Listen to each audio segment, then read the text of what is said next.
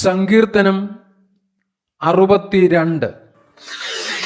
എൻ്റെ ഉള്ളം ദൈവത്തെ നോക്കി മൗനമായിരിക്കുന്നു. എൻ്റെ രക്ഷ അവങ്കൽ നിന്ന് വരുന്നു. അവൻ തന്നെ എൻ്റെ പാറയും എൻ്റെ രക്ഷയുമാകുന്നു. എൻ്റെ ഗോപുരം അവൻ തന്നെ. ഞാൻ ഏറെ കുലുങ്ങുകയില്ല. നിങ്ങളെല്ലാവരും ചാഞ്ഞ മതിലും ആടുന്ന വേലിയും പോലെ ഒരു മനുഷ്യനെ കൊല്ലേണ്ടതിന് എത്രത്തോളം അവനെ ആക്രമിക്കും? അവൻ്റെ പദവിയിൽ നിന്ന് അവനെ തള്ളിയിടുവാനത്രേ അവർ നിരൂപിക്കുന്നത്. അവർ ഭോഷ്കിൽ ഇഷ്ടപ്പെടുന്നു, വായുകൊണ്ട് അവർ അനുഗ്രഹിക്കുന്നു, എങ്കിലും ഉള്ളം കൊണ്ട് അവർ ശപിക്കുന്നു. എൻ്റെ ഉള്ളമേ, ദൈവത്തെ നോക്കി മൗനമായിരിക്കുക. എൻ്റെ പ്രത്യാശ അവങ്കൽ നിന്ന് വരുന്നു. അവൻ തന്നെ എൻ്റെ പാറയും എൻ്റെ രക്ഷയുമാകുന്നു. എൻ്റെ ഗോപുരം അവൻ തന്നെ. ഞാൻ കുലുങ്ങുകയില്ല. എൻ്റെ രക്ഷയും എൻ്റെ മഹിമയും ദൈവത്തിൻ്റെ പക്കലാകുന്നു.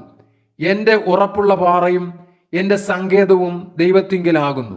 ജനമേ, എല്ലാ കാലത്തും അവനിൽ ആശ്രയിപ്പിൻ. നിങ്ങളുടെ ഹൃദയം അവൻ്റെ മുമ്പിൽ പകരുവിൻ. ദൈവം നമുക്ക് സങ്കേതമാകുന്നു. സാമാന്യജനം ഒരു ശ്വാസവും ശ്രേഷ്ഠജനം ഭോഷ്കുമത്രേ. തുലാസിന്റെ തട്ടിൽ അവർ പൊങ്ങിപ്പോകും. അവർ ആകപ്പാടെ ഒരു ശ്വാസത്തേക്കാൾ ലഘുവാകുന്നു. പീഡനത്തിൽ ആശ്രയിക്കരുത്, കവർച്ചയിൽ മയങ്ങിപ്പോകരുത്. സമ്പത്ത് വർദ്ധിച്ചാൽ അതിൽ മനസ്സു വയ്ക്കരുത്. ബലം ദൈവത്തിനുള്ളതെന്ന് ദൈവം ഒരിക്കൽ അരുളിച്ചെയ്തു. ഞാൻ 2 പ്രാവശ്യം കേട്ടുമിരിക്കുന്നു. കർത്താവേ, ദയയും നിനക്കുള്ളതാകുന്നു. നീ ഓരോരുത്തന് അവനവന്റെ പ്രവൃത്തിക്ക് തക്കവണ്ണം പകരം നൽകുന്നു.